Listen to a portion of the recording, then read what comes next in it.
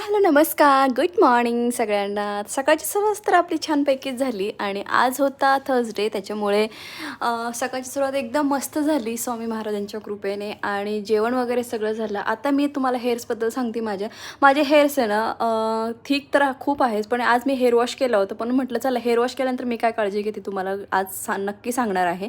तर हे कुठल्याही ब्रँडचा प्रमोशन वगैरे नाही आहे. तर मी जे काही सिरम यूज करते ना, तर हेअर वॉश केल्यानंतर छानपैकी ड्राय झालं ना की मी लगेच विंचरून घेते आणि विंचरून घेतल्यानंतर ना छानपैकी त्याला सिरम लावते.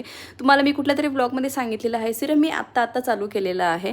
सिरम लावलं की मस्तपैकी हेअर्सला शाईन राहते आणि हेअर्स थोडे हेल्दी पण राहतात आणि दिसायलाही छान दिसतं. जो काही डलनेस आहे तो पण निघून गेलेला असतो. माझ्या हेअर्सबद्दल तर असंच आहे. त्याच्यानंतर तुम्ही बघू शकता अजिबात माझ्या केसांमध्ये कोंडा वगैरे नाही आहे. आता हे कोंडा वगैरे का नाही आहे कसा, तर हे आहे हे का हेल्दी हेअरचं लक्षण, हे मी तुम्हाला नेक्स्ट व्लॉगमध्ये नक्की सांगेल. आणि इथे आवला ना त्याच्या पिकाबुलांना मस्तपैकी किशी करतो. हे बघून मला ना खरंच छान वाटते. मम्माला आता किशी करतो, पण त्याच्या टॉयजला पण आता किशी करायला लागला. सो चलो ब्लॉग इथेच एंड करते. भेटू छानशा ब्लॉगमध्ये. तोपर्यंत बाय, टेक केअर.